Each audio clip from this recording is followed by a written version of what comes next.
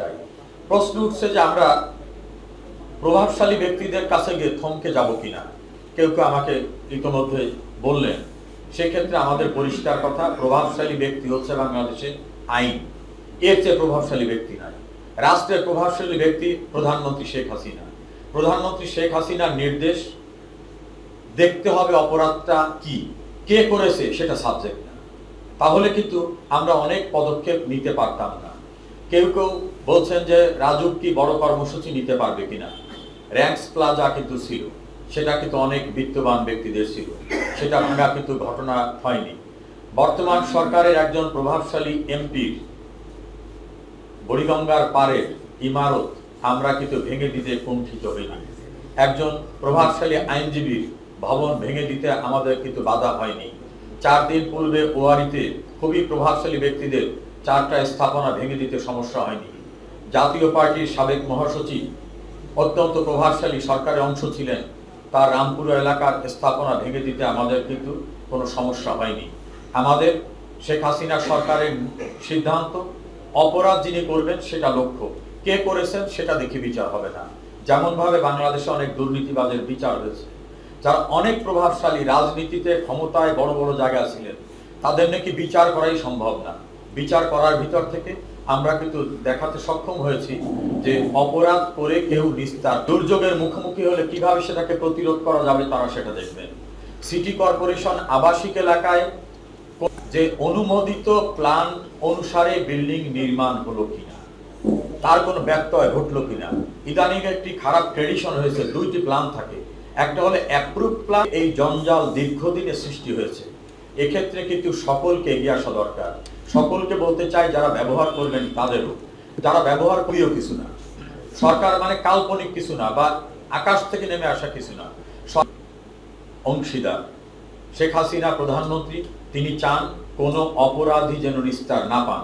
সেক্ষেত্রে বিল্ডিং এর মালিক, এমপি, মন্ত্রী, ডাক্তার, টাকাওয়ালা, সাংবাদিক, আইনজীবী, ডাক্তার কে কোথায়, এটা আমাদের কাছে মুখ্য না। আইনসঙ্গতভাবে হয়েছে কি হয়নি সেটা আমরা দেখতে চাই। ঢাকায় যে পরিমাণ ইমারত নির্মাণ হয়, আপনারা শুনলে অবাক লাগবে, এখন কিন্তু চলমান নির্মাণ প্রক্রিয়া আছে 90,000। ঢাকার 1528 বর্গ কিলোমিটার এরিয়ার ভিতরে 90,000 নির্মাণ চলছে।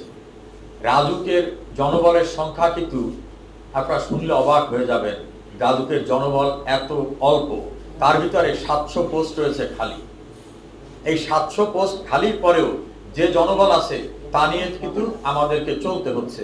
বিশাল একটা এরিয়ায় একজন পরিদর্শক অথবা একজন অ্যাসিস্ট্যান্ট অথরাইজড অফিসারকে কাজ করতে হচ্ছে। আমাদের একজন লেডি ইন্সপেক্টর সেদিন বললেন, স্যার আমার তো যেতে হয় রিক্সায়, আমি রিক্সা একজন মহিলা যখন নেমে বলি এই বিল্ডিং কিন্তু আপনি নির্মাণ করবেন না, অথবা আমি একটু মাপতে চাই, আমাকে তো পাত্তা দিতে চায় না। কেন দিতে চায় না?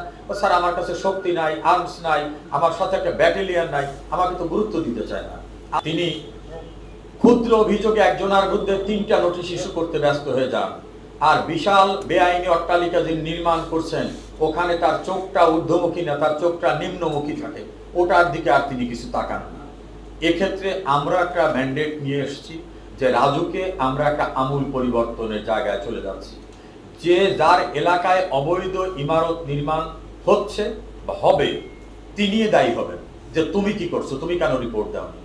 আমি একটা ফরম্যাট করে দিয়েছি যে প্রতি সপ্তাহে রিপোর্ট হবে, যে একটা বিল্ডিং নির্মাণ, আপনি এখানকার ইন্সপেক্টর, আপনার এলাকায় যে কটি বিল্ডিং নির্মাণ হচ্ছে বিল্ডিং এর নাম্বার দিয়ে আপনাকে প্রতি সপ্তাহে রিপোর্ট দিতে হবে যে আজকে 1 ইঞ্চি কার্নিশ বাড়িয়েছে, আজকে এতটুকু বাড়িয়েছে, কালকে এতটুকু বাড়ায় নাই, দিতে হবে। অফিসে থাকবে একটা রিপোর্ট আর তার কাছে একটা থাকবে, যেন 10 তলা হয়ে যাওয়ার পর উনি বলবেন বেআইনি ভাবে নির্মাণ করেছে, তখন আর কিছু করার থাকবে না, না তাও হবে না। আমরা অঙ্কুরেই আঘাত হানতে চাই। সেই ক্ষেত্রে আর একটা বাধা আছে, আইনি বাধা।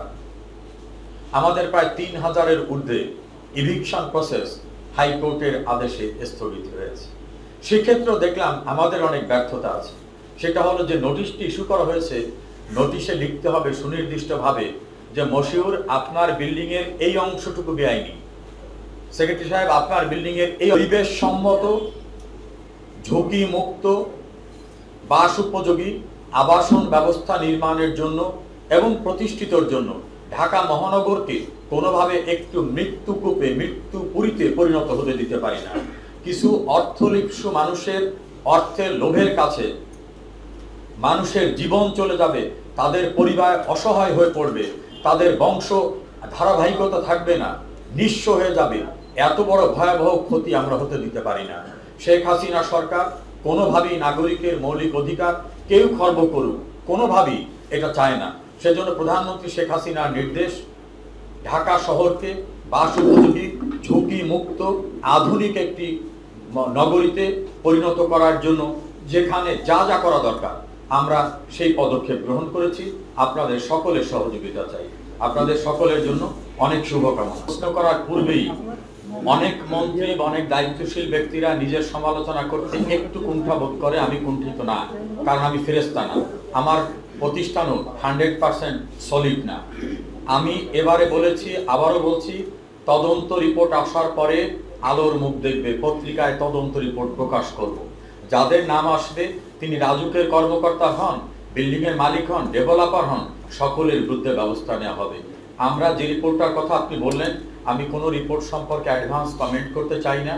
কেউই আইনের আওতার বাইরে থাকবেন না। তিনি যদি রাজুকের চেয়ারম্যান হন, পরিদর্শক হন, সচিব হন এবং আমি মন্ত্রী, আমিও যদি হই, কেউই আইনের বাইরে থাকবো না। এটা কথার কথা না, এবার ইনশাল্লাহ এটা প্রমাণ করব।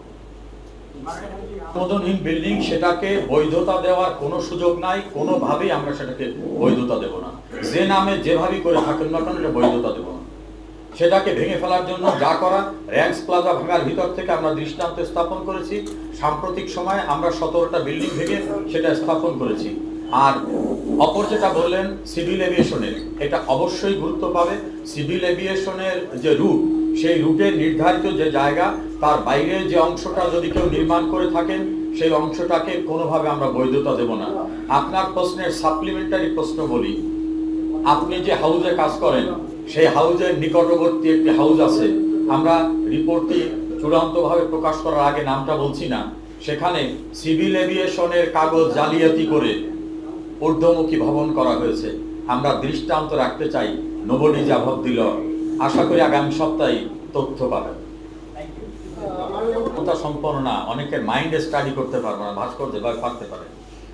আমি কারো মন জানি না, তবে আমার বিশ্বাস মানুষকে যদি আমরা বোঝাতে সক্ষম হই যে আপনার সন্তান, আপনার জীবন, আপনার পরিবার বিপন্ন হয়ে গেলে আপনার এই রক্ষণশীলতার মায়া নিয়ে কি হবে, যে আমার পুরনো ঢাকার বাড়ি আমি কোনোদিন ছাড়বো না, এই মায়ার চেয়ে অনেক বেশি মায়া হলো নিজের জীবনে। আমার বিশ্বাস আমরা সকলে মিলে বুঝালে তারা বুঝবে। অতীতের উদ্যোগটা আপনি যেটা বললেন হয়নি, এখনো যে হবে না সেটা আমি বিশ্বাস করি না। আমরা তাদেরকে কাউন্সিলিং করতে হবে, বুঝাতে হবে যে জীবন বড় না আপনার ঠাকুর দাদার অথবা আপনার পূর্বপুরুষের এই ইট সুরকির একটা পুরনো ইমারত, এটা বড়। আমরা চেষ্টা করব, আমি আত্মবিশ্বাসী। আল্লাহ নিচে শেখ হাসিনা, মাঝখানে কোনো চাপটা আমার ঘটছে। আমি ভয় পাই দুজনে, আল্লাহ রাব্বুল আলামিনকে এবং সিদ্ধান্ত নিই শেখ হাসিনাকে ঘিরে। অন্য কোনো চাপের কাছে মাথা নত করি না। আমাকে আজকে দায়িত্ব দিয়েছেন শেখ হাসিনা, আল্লাহর রহমতে তিনি যেটা চাইবেন সেটা হবে। তিনি চেয়েছেন কোনো অপরাধী, কোনো দুর্নীতি, কোনো অনিয়মকে টলারেন্ট করা যাবে না, জিরো টলারেন্সে। এই জন্য কোনো চাপই আমাকে আমার লক্ষ্য থেকে ফেরাতে পারবে না ইনশাআল্লাহ। বাংলার সঙ্গে আমি নিজে একাত্ম। কোনো কিছু কিন্তু অসম্ভব না, কোনো কিছু অসম্ভব না। জেন্ডার চেঞ্জ করাটা একটা অসম্ভব, আর অন্য কোনো কিছু অসম্ভব না। একটা বড় স্থাপনা, একটা বড় বিজনেস কমিউনিটি সেখানে ছিল।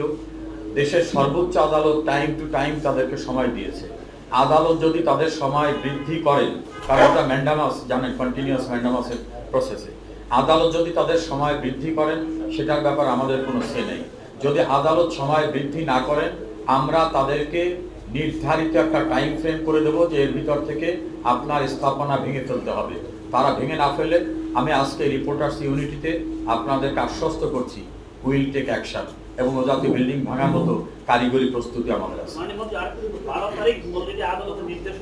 আশ্বস্ত করলাম যদি লিগ্যাল প্রসেসে কোনো অবস্ট্রাকশন না হয়, তাহলে আমাদের কিন্তু নিয়ম আছে, আমাদের একটা সেটেল প্রিন্সিপাল অফ ল আছে, no action to be taken without giving any opportunity to the person concern. অর্থাৎ আত্মপক্ষ সমর্থনের সুযোগ না দিয়ে কারোর বিরুদ্ধে কোনো ব্যবস্থা নেওয়া যায় না। এটাকে বলে ওই settle principal of natural justice. এত বড় একটা স্থাপনা, আমরা সঙ্গত কারণে তাদেরকে একটা সময় দিয়ে বলবো এতদিনের ভিতর এটা আপনাদের ভেঙে নিতে হবে। ওনারা যদি ভেঙে না নেন তাহলে আমাদের কারিগরি প্রস্তুতি আছে, আমাদের আইনানুগ প্রস্তুতি আছে, আমরা এটাকে ভেঙে ফেলব। অনেকে অবাক হবো, আপনারা জানেন কিনা 2008-এর পূর্বে কোনো বিল্ডিংয়ে গ্যারেজ রাখতে হবে এই বিধান ছিল?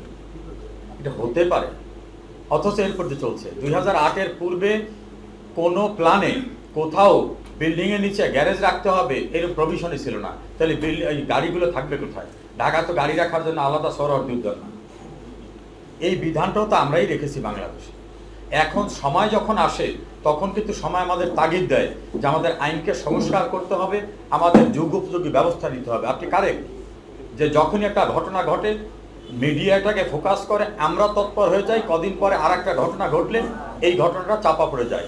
এবারে আমাদের পরিকল্পনা রয়েছে এই প্রক্রিয়াটা চলমান প্রক্রিয়া থাকবে এবং ওই এলাকার সংশ্লিষ্ট এলাকার রাজুকের যিনি পরিদর্শক, assistant authorised officer, chief inspector, এমনকি কনসার্ন মেম্বার যিনি এভরি ঘটনার জন্য ইকুয়ালি তিনিও লায়াবল হবেন, তিনিও সমভাবে অভিযুক্ত হবেন যে তিনি চাকরি করেন ওই এলাকায়, কিভাবে ওখানে গ্যারেজটি হঠাৎ করে ফাস্টফুডের দোকান হয়ে গেল, কিভাবে সেখানে নির্মাণাধীন বিল্ডিংয়ে 10তলা ভবনের উপরে আর 3তলা হয়ে গেল।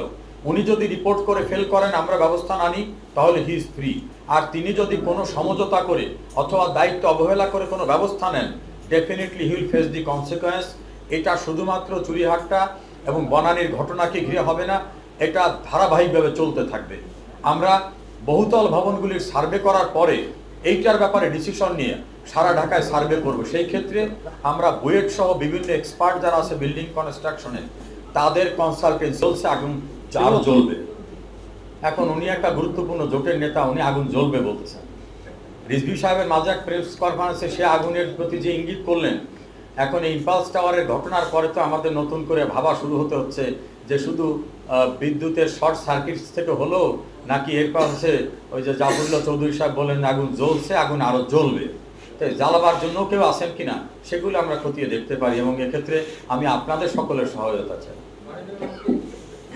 যে প্রধানমন্ত্রী শেখ হাসিনার নির্দেশ, ঘটনা কি ঘটেছে সেটা কতটা গুরুতর, সে অভিযোগটা কেমন সেটাই লক্ষ্য। কে ঘটাইছেন, তার কি পলিটিক্যাল আইডেন্টিটি, তার সোশ্যাল আইডেন্টিটি, তার ফিনান্সিয়াল ক্যাপাবিলিটি, এটা মুখ্য না। আর মিরপুরের ঘটনাটাকে আমি খতিয়ে দেখব। কোনোভাবেই বিল্ডিং কোডের বাইরে আর কোনো নির্মাণ আমরা কোনোভাবেই কাউকে অ্যালাউ করব না। সেক্ষেত্রে যে ব্যবস্থা গ্রহণ করা দরকার সেই ব্যবস্থা গ্রহণ করব। তবে রাজুকের জনবল এত কম এবং আমাদের এই জঞ্জাল এত দিনের জমে থাকা, সেক্ষেত্রে আমি আপনাদের সকলের সহযোগিতা চাই, একটু সময় চাই।